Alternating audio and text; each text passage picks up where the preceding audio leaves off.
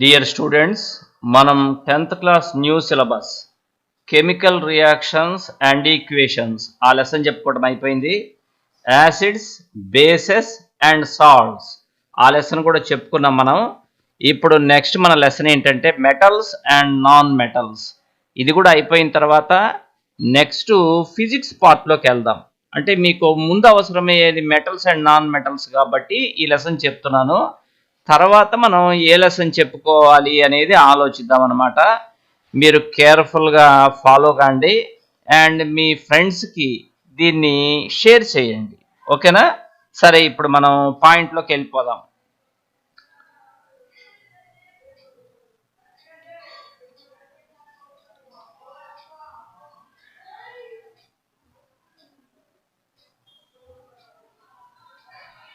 In class 9 you have learned about various elements. 9th క్లాస్లో మీరు చాలా ఎలిమెంట్స్ని గురించి నేర్చుకున్నారు. హైడ్రోజన్, హీలియం, లీథియం, ఇవన్నీ కూడా ఎలిమెంట్స్ 9th క్లాస్లో మనం కొంచెం నేర్చుకున్నాం.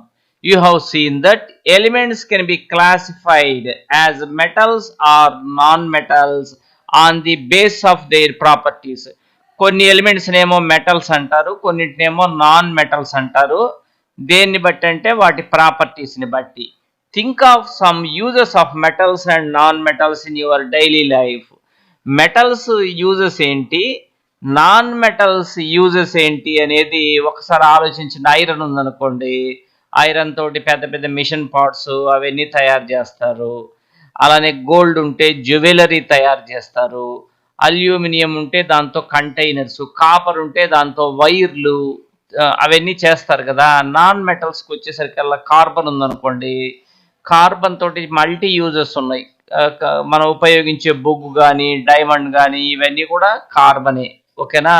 మనం ఉపయోగించే వుడ్ అంతా కూడా కార్బన్తో చేసినవి. Okay, what properties did you think of while categorizing elements as metals or non-metals? కొన్నిటేమో మెటల్స్ అంటున్నాం కదా, కొన్నిటేమో నాన్ మెటల్స్ అని అంటున్నాం కదా. ఎలా అంటున్నాం మనం? మెటల్స్ అంటే నీ దృష్టిలో ఎలా ఉంటాయి మెటల్స్? నీ దృష్టిలో ఎలా ఉంటే నాన్ మెటల్స్ అవుతాయి? ఆలోచిద్దాం. How are these properties related to the uses of these elements? Let us look at some of these properties in detail.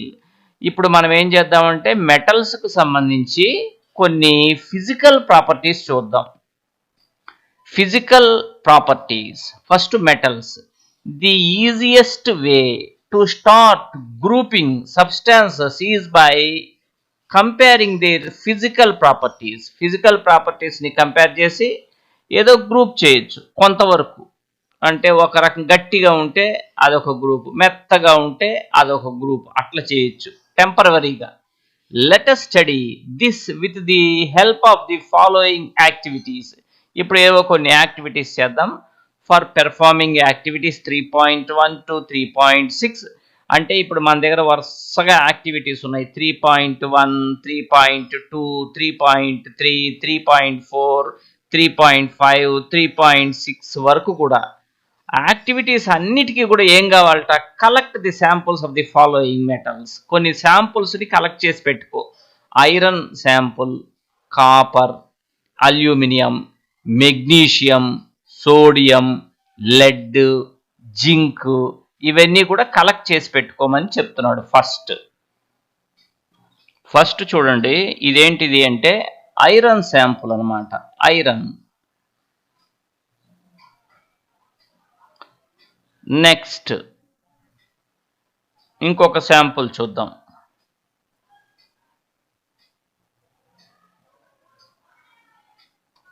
ఇదేంటిది? కలర్ కనిపిస్తుంది కదా, కాపర్ శాంపుల్, రాగి. మరి ఇది మెగ్నీషియం. మెగ్నీషియం అనమాట. ఇక్కడ రాస్తా నేను ఏమనంటే మెగ్నీషియం. ఓకే, నెక్స్ట్ ఇదేం శాంపుల్ అంటే అల్యూమినియం. Aluminium sample. చూడండి అల్యూమినియం ఎలా ఉందో. ఆ తర్వాత నెక్స్ట్ ఇదేంటంటే sodium sample. Sodium. Next, ఇది lead sample. lead. చూడండి ఎలా ఉందో దిమ్మెలాగా. ఇది lead sample. lead అంటే పీబీ కదా, అందుకని పీబీ అని రాస్తున్నా. ఈ శాంపుల్స్ అన్నీ కూడా మీరు ఒకసారి అబ్జర్వ్ చేయండి. ఇవన్నీ కూడా జింక్ శాంపుల్స్. జింక్ అంటే జెడెన్. ఈ శాంపుల్స్ అన్నీ కూడా మీరు కేర్ఫుల్గా ఒకసారి అబ్జర్వ్ చేయండి. Take samples of iron, copper, aluminium and magnesium. ఈ శాంపుల్స్ని తీసుకోవాలి. మనం చూసాముగా ఎలా ఉంటాయో మనకు తెలుసు అవి. Note the appearance of each sample. Appearance అంటే ఎలా కనిపిస్తున్నాయి నీకు, ఒకసారి నువ్వు జాగ్రత్తగా అబ్జర్వ్ చేయి. అవన్నీ మెరుస్తూ కనిపిస్తున్నాయి, షైనీగా ఉన్నాయి అన్నీ కూడా. ఐరన్ కానీ కాపర్ కానీ అవన్నీ మెరుస్తున్నాయి. Clean the surface of each sample by rubbing them with a sandpaper. ఇంకా నీకేదైనా కొంచెం పాతబడ్డట్టుగా అనిపిస్తే, శాండ్ పేపర్ అంటే ఈ పెయింట్లు వేసేవాళ్ళు రుద్దుతారు చూసారా, అలాంటి రబ్బింగ్ పేపర్ తీసుకొని ఆ శాండ్ పేపర్తో బాగా రబ్ చేస్తే అది తళతళ మెరుస్తాయి అనమాట. అప్పుడు అపియరెన్స్ గమనించు. Metals in there pure state. అంటే ప్యూర్ స్టేట్ అనే మాట ఎందుకన్నానంటే, ఒక్కొక్కసారి దాని మీద కాంపౌండ్స్ వచ్చి కొంచెం పాత పడతాయి. మనం రబ్బింగ్ చేస్తే అప్పుడు అవి ప్యూర్ స్టేట్లోకి వచ్చేస్తాయి. హ్యావ్ షైనింగ్ సర్ఫేస్, మెరుస్తూ ఉంటాయి అన్నమాట. దిస్ ప్రాపర్టీ ఈజ్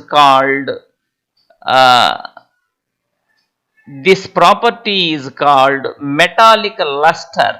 లస్టర్ అంటే మెరవటం అన్నమాట. సో మెటాలిక్ లస్టర్ అంటే ఏంటంటే, ఆ మెటల్స్ అన్నీ కూడా షైనీగా మెరుస్తుంటాయి అన్నమాట. ఇలా మెరవటాన్ని మెటాలిక్ లస్టర్ అంటారు. ఇప్పుడు మనం ఏం చేస్తున్నాం అంటే, మెటల్స్కి సంబంధించి కొన్ని ప్రాపర్టీస్ చూస్తున్నాం. Okay, activity 2.2. Take some pieces of iron, copper, aluminium and magnesium. మరలా ఈ పీసెసే తీసుకోండి.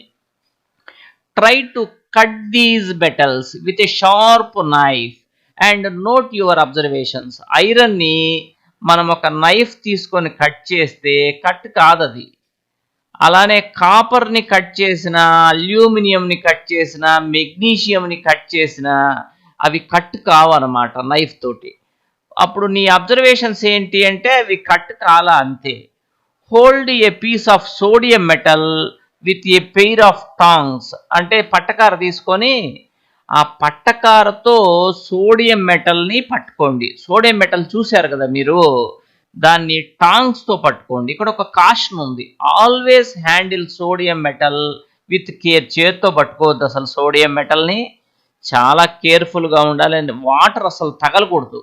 ఏం వాటర్ తగిలితే ఏం సోడియం మెటల్కి, వాటర్ తోటి రియాక్షన్ విగరస్గా ఉంటుందన్నమాట. అంటే అది ప్రేలేదానికి కూడా ఛాన్స్ ఉంటుంది. అర్థమవుతుందా? స్ప్లాషెస్ అంటే ప్రేలుడు రావచ్చు అనమాట. Dry it by pressing between the folds of A filter paper. అంటే బాగా తడి లేకుండా బాగా డ్రైగా చేసేసేయండి. అప్పుడు put it on a wash glass and try to cut it with a knife. దాన్ని ఒక వాచ్ గ్లాస్ మీద పెట్టి నైఫ్తో కట్ చెయ్యి. What do you observe? నువ్వేం గమనించావంటే, మెత్తగా మైసూర్ పాకు ఎలా కట్ అయిపోతుందో అలానే ఈ సోడియం కూడా కట్ అయిపోతుంది. అంటే కొన్ని మెటల్స్ ఏమో చాలా స్ట్రాంగ్గా ఉంటే, నైఫ్ తోటి అసలు కట్ కాకుండా ఉంటే, ఈ ఐరన్, కాపర్, అల్యూమినియం, మెగ్నీషియం. కొన్ని మెటల్స్ ఏమో అంటే సోడియం లాంటివి చాలా స్మూత్గా కట్ అయిపోయినాయి అనమాట. చూసారా, ఫిజికల్ ప్రాపర్టీస్ అనేవి అన్ని మెటల్స్కు కరెక్ట్గా ఒకే రకంగా ఉండాల్సిన పనేం లేదు, దాదాపుగా ఒకటే రకంగా ఉంటాయి అన్నమాట. ఇదిగో ఇది సోడియం మెటల్, నైఫ్తో స్మూత్గా కట్ అయిపోతుంది. వాచ్ గ్లాస్ అంటే ఇదనమాట. ఇలా ఉంది చూసారా గ్లాసు, ఇది వాచ్ గ్లాసు, ఇదేమో sodium metal. You will find that metals are generally hard. జనరల్గా మెటల్స్ అన్నీ హార్డ్గా ఉంటాయి. The hardness varies from metal to metal. అంటే అన్నీ ఒకే రకంగా హార్డ్గా ఉండవు. అది ఒక మెటల్ నుంచి ఇంకొక మెటల్కి వ్యారీ అవుతుంది, మారుతుంది అనమాట. ఒకటి మరింత హార్డ్గా ఉంటే ఒకటి కొంచెం తక్కువ హార్డ్గా ఉంటుంది అనమాట. ఓకే, ఇప్పుడు యాక్టివిటీ 3.3లోకి 3.3 సారీ 3.3లోకి వెళ్దాం. Take pieces of iron, zinc, lead and copper. సరే, ఈ పీసెస్ తీసుకోండి. Place any one metal on a block of iron and strike it 4 or 5 times with a hammer. అంటే ఒక ఇనప దిమ్మె తీసుకొని, ఐరన్ బ్లాక్ అంటే ఇనప దిమ్మె, దాని మీద ఇదిగో వీటిలో జింకో ఏదో ఒకటి పెట్టండి, లెడ్ పెట్టేసి ఐరన్ హ్యామర్తో బాగా కొట్టండి, ఒక 4-5 సార్లు కొట్టండి. Repeat with other metals. అదే పని ఒకసారి ఐరన్ పెట్టి చేయండి, ఒకసారి జింక్ పెట్టి చేయండి, అలా చేయండి. Record the changes. దాని షేప్లో ఏమైనా మార్పు వచ్చిందా అంటే అవి మెత్తగా సాగుతాయి, షీట్ మాదిరి. ఒక రాగిని పెట్టి కాపర్ దాని మీద బాగా కొట్టామనుకో కాపర్ ఏమవుతుంది, అది ఒక షీట్ లాగా సాగిపోతుంది అనమాట. అర్థమవుతుందా? ఇట్ బికమ్స్ ఫ్లాటెండ్ అంటే తెలుసా మీకు, చదునుగా అయిపోతుంది. You will find that some metals can be beaten into thin sheets, సన్న షీట్స్ లాగా బాగా వంచొచ్చు వీటిని కొట్టి. This property is called malleability. ఎటు కావాలంటే అటు మెత్తటి షీట్స్ లాగా వంగగలవు మెటల్స్. ఈ ప్రాపర్టీని మెలియబిలిటీ అంటారు. Did you know that gold and silver are the most malleable metals? నీకు తెలుసా, గోల్డ్ అంటే బంగారం, సిల్వర్ అంటే వెండి, ఇవి బాగా మెలియబుల్ మెటల్స్, అంటే మెత్తగా కొట్టి సాగదీయచ్చు అనమాట. అందువల్లనే వాటిల్ని ఆర్నమెంట్స్లో, జ్యువెలరీలో ఉపయోగిస్తున్నారు. ఓకేనా? Next, list the metals whose wires you have seen in daily life. నువ్వేం చేస్తావంటే నీ డైలీ లైఫ్లో వైర్లాగా ఉపయోగించే మెటల్స్ ఏంటంటే కాపర్ వైర్ మీరు చూసుంటారు, అల్యూమినియం వైర్స్ కూడా చూసుంటారు, స్టీల్ వైర్స్ చూసుంటారు, అలానే సిల్వర్తో తయారు చేసిన వైర్లు కూడా మనం చూసాం. The ability of metals to be drawn into thin wires is called ductility. Ductility అంటే ఇంకొక ప్రాపర్టీ. ఇప్పుడు మనం లస్టర్ అంటే నేర్చుకున్నాం, అంటే బాగా మెరుస్తాయి మెటల్స్, దాన్ని లస్టర్ అంటారు. ఎటు కావాలంటే అటు ఒక మెత్త షీట్ లాగా వంచొచ్చు, దాన్ని మెలియబిలిటీ అంటారని అదొకటి నేర్చుకున్నాం. తర్వాత డక్టిలిటీ అంటే ఏంటంటే వాటిల్ని థిన్ వైర్స్, సన్నటి వైర్లలాగా సాగొట్టచ్చు అనమాట మెటల్స్ని, దాన్ని డక్టిలిటీ అంటారు. అదే కార్బన్ తీసుకో, అంటే ఒక ముద్దు అంటే కార్బనే కదా, దాన్ని సన్నటి వైర్ లాగా చేయగలవా నువ్వు? పీసెస్గా చేయలేవు, కానీ ఇవైతే సన్నటి వైర్ లాగా వచ్చేస్తాయి. మెటల్స్కు ఉండే ప్రాపర్టీ అది, దాన్ని డక్టిలిటీ అంటారు. Gold is the most ductile metal. Gold అనేది చాలా సన్నటి తీగలుగా ఎంత దూరమైన సాగదీయచ్చు అనమాట. అందుకనే సన్నటి ఆభరణాలు, జ్యువెలరీ తయారు చేసుకోవచ్చు. You will be surprised to know that. ఒక ఆశ్చర్యకరమైన విషయం ఏంటో తెలుసా మీకు? A wire of about 2 kilometers length can be drawn from 1 gram of gold. చిన్న ముక్క, బంగారపు ముక్క నీకిస్తే, ఎంత చిన్న ముక్కో తెలుసా అది? 1 gram వెయిట్ ఉండే ముక్క, అంటే చాలా చిన్న ముక్క, దాన్ని నువ్వు సన్నటి తీగలాగా 2 kilometers పొడవు ఉండే తీగలాగా సాగదీయచ్చు. చూసారా ఎంత బాగా సాగుతుందో, తెగిపోకుండా, కట్ అయిపోకుండా అంత దూరం సాగగలదనమాట గోల్డ్. ఇట్ ఈస్ బికాజ్, ఎందుకనంటే of their malleability and ductility that metals can be given different shapes according to our needs. ఎందుకని ఇలా వచ్చింది అంటే దానికి ఉన్న మెలియబిలిటీ, డక్టిలిటీ వల్ల. సరే, మనం ఏం చేయొచ్చు అంటే ఈ లక్షణాలను ఉపయోగించుకొని మన అవసరాన్ని బట్టి వాటికి డిఫరెంట్ షేప్స్ ఇస్తాం మెటల్స్కి. Can you name some metals that are used for making cooking vessels? Cooking వెజల్స్గా దేన్ని ఉపయోగిస్తారు చెప్పండి? కాపర్ వెజల్స్ మీరు చూశారు, అల్యూమినియం వెజల్స్ చూశారు, స్టీల్ వెజల్స్ కూడా చూశారు. ఓకేనా? Do you know why these metals are used for making vessels? ఎందుకని కాపర్ వెజల్స్ ఎందుకు ఉపయోగిస్తున్నారు? అల్యూమినియంతో చేసిన వెజల్స్ అంటే పాత్రలు, నెక్స్ట్ స్టీల్ పాత్రలు ఎందుకు ఉపయోగిస్తున్నారు? వీటిని ఏంటి వాటి speciality? Let us do the following activity to find out the answer. దీనికి సంబంధించి మనం తెలుసుకోవాలంటే ఒక చిన్న యాక్టివిటీ చేసి చూద్దాం. ఫస్ట్ ఈ డయాగ్రమ్ ఏంటో పరిశీలిద్దాం జాగ్రత్తగా, తర్వాత యాక్టివిటీ సంగతి చూద్దాం. ఇక్కడ ఏంటబ్బా, ఇది ఒక స్టాండ్ ఉంది. ఆ స్టాండ్కి ఇక్కడ క్లాంప్ వేసి ఒక మెటల్ వైర్ పెట్టారు. ఇట్లా మెటల్ వైరు, ఆ మెటల్ వైర్కి ఇది ఒక ఫ్రీ ఎండ్ అంటే రెండో వైపు. ఇక్కడ ఏదో మైనం పూసారు, కొద్దిగా వ్యాక్స్ అంటే మైనం పూసి దానికి ఒక పిన్ అనే దాన్ని వ్రేలాడదీశారు, సస్పెండ్ చేశారు మైనం పూసి. తర్వాత ఏం చేస్తున్నారంటే ఈ బర్నర్ సహాయంతో ఈ మెటల్ వైర్ని హీట్ చేస్తున్నారు. ఈ మెటల్ వైర్ని హీట్ చేస్తున్నారు. హీట్ చేస్తే ఏమవుతుంది ఊహించండి. ఆ హీట్ నెమ్మదిగా ఇలా మెటల్ వైర్లో నుంచి ఇలా వెళ్తుందన్నమాట. ఈ మెటల్ వైర్లో నుంచి ఇలా ఇలా ఇలా ఇలా వెళ్ళి ఇక్కడ దాకా వెళ్ళేసరికల్లా ఇది వేడెక్కుతుంది కదా, ఈ వ్యాక్స్ కాస్త మెల్ట్ అయిపోతుంది, కరిగిపోతుంది. నువ్వు అతికిచ్చినటువంటి పిన్, నువ్వు అటాచ్ చేసావు కదా పిన్ని, ఆ పిన్ కాస్త డిటాచ్ అయిపోతుంది, క్రింద పడిపోతుంది అనమాట. సో దీని నుంచి ఏంటి సార్ మాకు అర్థమైందంటే, మెటల్స్లో నుంచి హీట్ అనేది నెమ్మదిగా ట్రాన్స్ఫర్ అవుతుంది, ఒక పాయింట్ నుంచి ఇంకొక పాయింట్కు ట్రాన్స్ఫర్ అవుతుంది. అర్థమవుతుందా? అంటే ఇవి హీట్ని కండక్ట్ చేయగలవు. కండక్ట్ అంటే తమ గుండా హీట్ని పోనివ్వగలవు. ఏవి? Metals. So metals are good conductors of heat.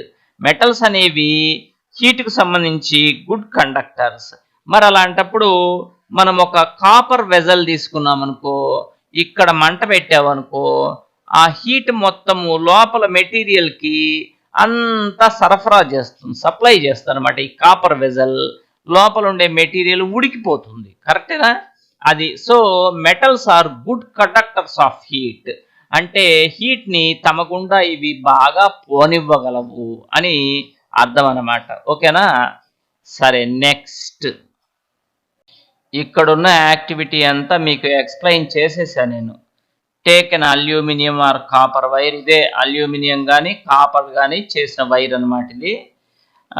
Fix a pin to the free end. ఇక్కడ ఒక ఫ్రీ ఎండ్ దగ్గర పిన్ ఫిక్స్ చేసాం వ్యాక్స్ తోటి, మధ్యలో హీట్ చేసామన్నమాట. ఏం అబ్జర్వ్ చేసామంటే హీట్ అనేది ఇలా ట్రాన్స్మిట్ అయింది ఈ మెటల్ వైర్లో నుంచి. సో ఈ వ్యాక్స్ అనేది మెల్ట్ అయిపోయింది, ఈ పిన్ అనేది డిటాచ్ అయ్యి క్రింద పడిపోయింది. దీని నుంచి నువ్వేం అబ్జర్వ్ చేసావంటే హీట్ అనేది మెటల్స్లో నుంచి పాస్ అవుతుంది. కాబట్టి metals are good conductors of heat. ఓకేనా? అది మనం నేర్చుకున్న విషయం ఇక్కడ. The above activity shows that metals are good conductors of heat. Metals అనేవి తమ గుండా హీట్ని బాగా ప్రసరింపజేయనిస్తాయి. గుడ్ కండక్టర్స్ అంటే అదే. And have high melting points. త్వరగా ఇవి మెల్ట్ కావు, చాలా ఎక్కువ టెంపరేచర్ దగ్గర కానీ మెల్ట్ కావు అనమాట. హై మెల్టింగ్ పాయింట్స్ అంటే అదే meaning. The best conductors of heat are silver and copper. హీట్ని తమ గుండా బాగా పోనిచ్చేవి ఏంటో తెలిసిన? Silver and copper. అవి తమ గుండా హీట్ని బాగా పోనిస్తాయి కాబట్టి ఇంట్లో ఉండే అటెన్సిల్స్ అంటే వంట పాత్రలు ఎక్కువగా కాపర్తో కానీ సిల్వర్తో కానీ తయారు చేస్తారు. Lead and mercury are comparatively poor conductors of heat. మిగతా మెటల్స్తో పోలిస్తే ఈ లెడ్ అంటే సీసము, నేను చూపించాను మీకు. మెర్క్యూరీ అంటే పాదరసం. ఇవి హీట్ని తమ గుండా సరిగా పోనివ్వవు. పూర్ కండక్టర్స్ ఆఫ్ హీట్ అంటే తమ గుండా అంత సరిగా పోనివ్వవు. Do metals also conduct electricity? మరి హీట్ని అయితే తమ గుండా పోనిస్తున్నాయి, ఓకే. కరెంటును కూడా తమ గుండా పోనిస్తాయా? దీనికోసం ఒక చిన్న యాక్టివిటీ చూద్దాం. Setup an electric circuit as shown in the figure. Place the metal to be tested in the circuit between terminals A and B. Does the bulb glow? What does this include? ఇప్పుడు ఇది కేర్ఫుల్గా మనం observe చేద్దాం. ఈ activity ఏంటో. ఏముంది ఇక్కడ? ఇక్కడ ఒక బ్యాటరీ ఉంది, ఇదే బ్యాటరీ. ఆ బ్యాటరీ నుంచి ఇలా ఒక వైర్ వచ్చిందనమాట. ఈ వైర్ వచ్చి ఒక క్లిప్కు కనెక్ట్ అయింది. అట్లనే బ్యాటరీ పాజిటివ్ టెర్మినల్ నుంచి ఇలా ఒక వైర్ వచ్చి ఒక బల్బుకు కనెక్ట్ అయ్యి, ఆ బల్బు నుంచి వచ్చినటువంటి వైర్ కాస్త ఒక స్విచ్కి కనెక్ట్ అయ్యి, స్విచ్ నుంచి వచ్చింది ఒక క్లిప్కు కనెక్ట్ అయింది. ఇది ఒక ఎలక్ట్రిక్ సర్క్యూట్. ఇది ఓపెన్ సర్క్యూటా క్లోజ్డ్ సర్క్యూటా అంటే ఇక్కడ కట్ అయిపోయింది కాబట్టి ఓపెన్ సర్క్యూట్. దీంట్లో బల్బు గ్లో కాదు, కరెంట్ పాస్ కాదు. సరే, ఇక్కడ మీరు ఏం చేస్తారంటే ఏ మెటల్ అయితే మీరు అబ్జర్వ్ చేయదలుచుకున్నారో ఆ మెటల్ వైర్ని ఈ రెండు క్లిప్పుల మధ్య పెట్టండి. మెటల్ వైర్ని నువ్వు కాపర్ని అబ్జర్వ్ చేయదలుచుకున్నావు అనుకో, ఈ రెండు క్లిప్పుల మధ్య కాపర్ వైర్ పెట్టేసి స్విచ్ ఆన్ చేయి. అప్పుడు ఏమవుతుందో తెలుసా, కాపర్లో నుంచి కరెంటు పాస్ అయ్యి ఈ బల్బు గ్లో అయింది. గ్లో అంటే వెలగటం. సో అప్పుడు నువ్వేం చెప్తావంటే కాపర్ నుంచి కరెంటు పాస్ అవుతుంది. Copper allows current to pass through it. So copper is a good conductor of electricity. కరెంటును తన గుండా బాగా పోనిస్తున్నది కాబట్టి copper is a good conductor of electricity. ఇదే ఎక్స్పెరిమెంట్ని అల్యూమినియంతో చేయి. అల్యూమినియంలో నుంచి కూడా కరెంటు బాగా పాస్ అవుతుంది. గోల్డ్ వైర్ పెట్టి చేయి. గోల్డ్ వైర్లో నుంచి కూడా కరెంటు బాగా పాస్ అవుతుంది. సిల్వర్ వైర్లో నుంచి కూడా కరెంటు బాగా పాస్ అవుతుంది. So almost all metals are good conductors of electricity. దాదాపుగా అన్ని మెటల్స్లో నుంచి కూడా కరెంటు పాస్ అవుతుందని తెలుస్తుంది. So metals are good conductors of heat. తమ గుండా హీట్ని బోనిస్తాయి. Metals are good conductors of electricity. ఎలక్ట్రిసిటీని కూడా బోనిస్తాయి. Metals are lustre. అవి షైనీగా ఉంటాయి అన్నమాట. Metals are malleable. అవి బాగా మెత్తగా షీట్ లాగా వంచొచ్చు. Metals are ductile. పొడవైన తీగలుగా సాగొట్టచ్చు మెటల్స్ని. Okay, you must have seen that the wires that carry current in your homes have a coating of polyvinyl chloride PVC or a rubber like material. మీ ఇంట్లో current తీగల్ని నువ్వు చూసావా? Current తీగల మీద మెత్తటి రబ్బర్ కోటింగ్ ఉంటుంది. ఎందుకో తెలుసా నీకు? నువ్వు చేయబడితే షాక్ కొట్టదు. ఏది ఈ రబ్బర్ కోటింగ్ కనుక లేకపోతే, లేకపోతే పీవీసీ కోటింగ్ కనుక లేకపోతే, పాలీవినైల్ క్లోరైడ్ అంటారు, ఆ కోటింగ్ కనుక లేకపోతే మనం చేయబెట్టగానే మనకు షాక్ కొడుతుంది. కాబట్టి ఆ కోటింగ్ అనేది ఉంటుంది. Why are electric wires coated with such substances. ఎందుకని వాటితోటి కోటింగ్ ఉంటుందంటే అవి కరెంటును పోనివ్వవు. అందువల్ల వాటిని పట్టుకున్నా కూడా ఏం కాదు. సో అవి bad conductors of electricity. Polyvinyl chloride PVC కానీ రబ్బర్ కానీ అవి bad conductors of electricity. They don't allow current to pass through them. తమ గుండా కరెంటును పోనివ్వవు అవి. అందువల్లనే వాటితో కోటింగ్ అనేది వేస్తారు ఈ వైర్ల మీద. What happens when metals strike A hard surface. Metals వచ్చి హార్డ్ సర్ఫేస్ని ఢీగుంటే ఏమవుతుంది? Do they produce sound? Sound వస్తుందా? ఎందుకు రాదు? డెఫినెట్గా వస్తుంది. ఒక కాయిన్ నేల మీద వేసి చూడండి, సౌండ్ వస్తుందో లేదు చెప్పండి మీరే. The metals that produce a sound on striking a hard surface are set to be sonorous. నేల మీద పడితే లేదా ఇంకొక మెటల్ మీద పడితే కంగమనే చప్పుడు వస్తే అలాంటి మెటల్స్ని సోనారస్ మెటల్స్ అంటారు. సోనారస్ సౌండ్ వస్తుంది. Can you now say why school bells are made of metals? ఎందుకని స్కూల్ బెల్స్ని చెక్కతో చేయరు? చెక్కతో చేస్తే బెల్ కొడితే సౌండ్ వస్తుందా? మీరు చెప్పండి. కంగమని సౌండ్ వస్తుందా? చెక్కతో చేస్తే రాదు కదా.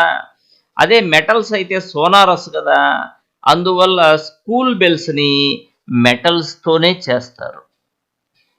చూసారా ఈ బెల్ ఎట్లా మెటల్తో చేసిందో? దీన్ని గనక కొట్టామంటే మనం ఇంకొక మెటల్ రాడ్ తీసుకొని ఆ సౌండ్ కొన్ని కిలోమీటర్లు వినిపిస్తుంది అనమాట. అందువల్లే మెటల్ నుంచి కంగమనే చప్పుడు వస్తుంది. They are sonorous. సోనారస్ అంటే కంగమనే చప్పుడు రావటం. ఓకే, ఇప్పుడు మెటల్స్ని గురించి నేను కొంత చెప్పాను కదా. నెక్స్ట్ క్లాస్లో మీకు నాన్ మెటల్స్ని గురించి చెప్తా. మీరు ఈ వీడియో ఎంత బాగా చూశారు, ఎంతమంది చూశారు అనేది నాకు తెలుస్తుంది. మీరు ఎక్కువ మంది చూస్తుంటే నేను ఇంట్రెస్టింగ్‌గా ఎక్కువ వీడియోలు పెడతాను.